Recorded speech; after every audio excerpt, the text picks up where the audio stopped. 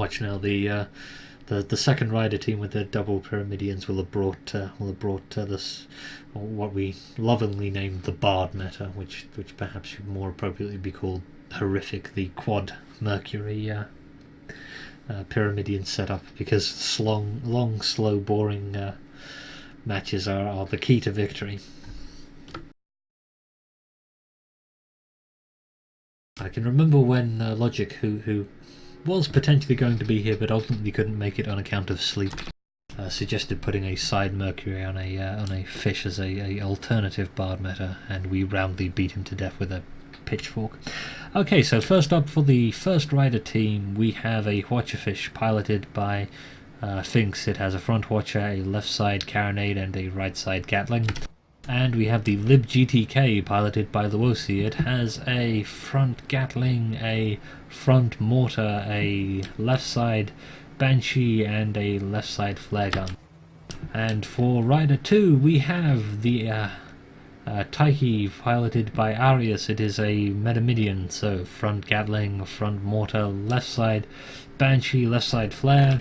And we have a Metamidian piloted by Skybox. It is a Pyramidian by the name of Ultralisk. It is engaged by the Sorrow. It has front Gatling, front Mortar, shots going into its bosom, and Banshee flare gun.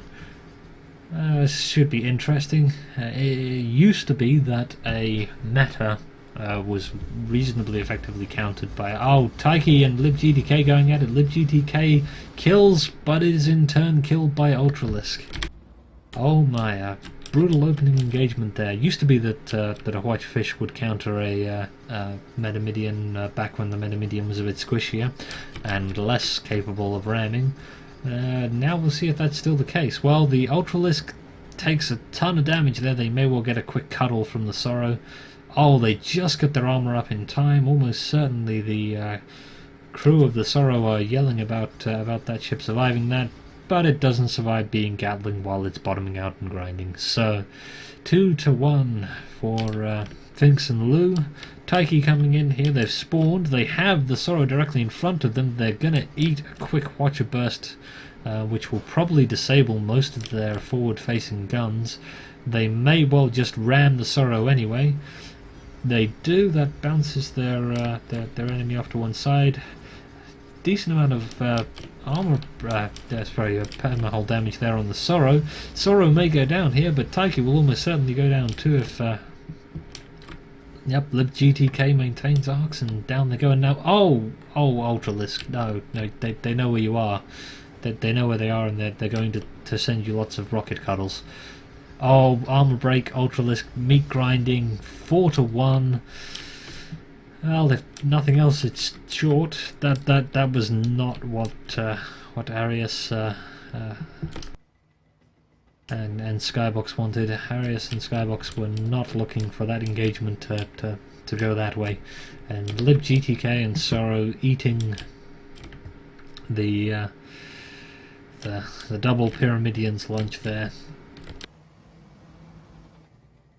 Okay, Ultralisk and Taiki have spawned back in. They're behind their enemies.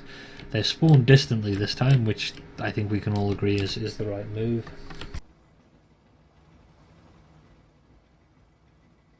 And so now we're seeing that the double meta has some killing power, but the problem is that if your ally dies and there's a Watcher kicking about, you're probably going to have a fun time of it too. And by fun I mean disabled and sitting watching your ally get killed.